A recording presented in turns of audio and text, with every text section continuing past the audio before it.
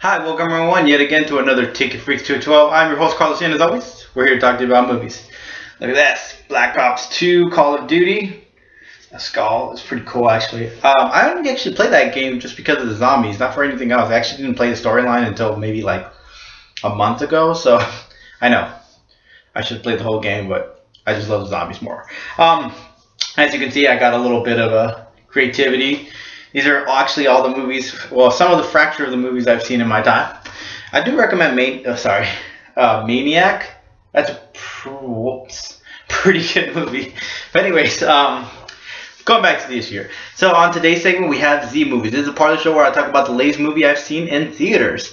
On today's Z movies, we have Thor 2, The Dark World. Faced with an enemy that even Odin and Asgard cannot withstand, Thor must embark on his most perilous and personal journey yet, one that will reunite him with Jane Foster and force him to sacrifice everything to save us all.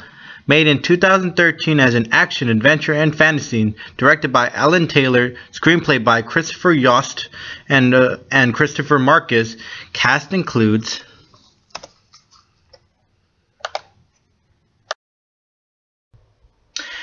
Alright, let us begin. I'm just going to say this. I had mixed feelings about this movie. Why would you say that? Well, because I liked it and then I didn't like it too much. Here's the thing. I appreciated the work that they did and the focus that they didn't just stick to going back to planet Earth, but they actually went to Asgard, and we got to see a little more of Asgard's beautifully done. I thought it was great. I did like the fact that the characters in the movie were a little more pushed out there, where you could see them from the last movie. You know, they were there for a couple minutes if you paid attention, but now you got a little more focus on these characters. I love that in this one, it's not about the origin of Thor, but he has finally he finally has his place, his common ground, and now he's showing his worthiness of becoming a futuristic king. He's not a king yet, but a futuristic king. So I was impressed by that. I was really intrigued by the movie itself on that. I'm not spoiling anything pretty much. Of course, you do know that Loki's in this movie, so far for here and there. The villain itself was good. I like the villain actually. I love the watch the movie. The main villain's second right-hand man. He was awesome. I thought he was better than the villain himself. So to me, a movie all in all was a great movie. But as you guys know, Captain America 2 has always been my idea of which one will be better than of the two. Captain America, the Winter Soldier, was going to be the one to win. So I'm still crossing my fingers on that it's better than Thor 2. And I was, like I said, Thor 2 wasn't really, to me, the movie of the century, but it was good.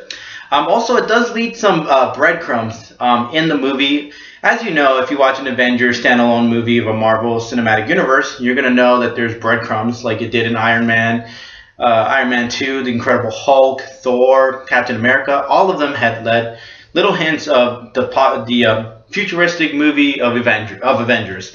So in this one, of course, it's going to do the same thing. So did Iron Man 3.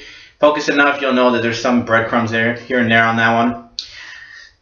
Thor 2 also had the breadcrumbs, and actually this one actually had a big, huge, 100% obvious kind of breadcrumbs of a possibility of either leading up to the Avengers 2 or Avengers 3 or Thor 3. I don't know for sure which one is going to lead up to, what this breadcrumb led into, but I do say this, that it is a big hint that it's leading up to a possibility of a third movie of Thor, or a possibility of an Avengers movie being possibly hinted out in the second one or in the third one. I don't know for sure, but watch the movie and you'll see what I'm talking about. All in all, if I had not seen this movie in theaters, I wouldn't have been that disappointed.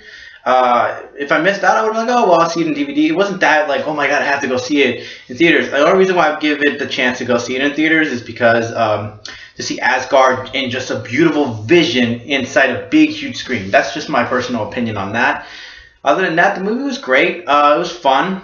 It had, again, like its breadcrumbs. So you honestly, if you're a Marvel Avengers big fan, I recommend you go and see this, so that way you kind of get hints here and there. It also does bring another hint to another movie coming up. I'm not going to say which one it is. But just watch the movie yourself. It wasn't a waste of my time. I thought it was very entertaining. It was fun as the Marvel Cinematic Universe always is.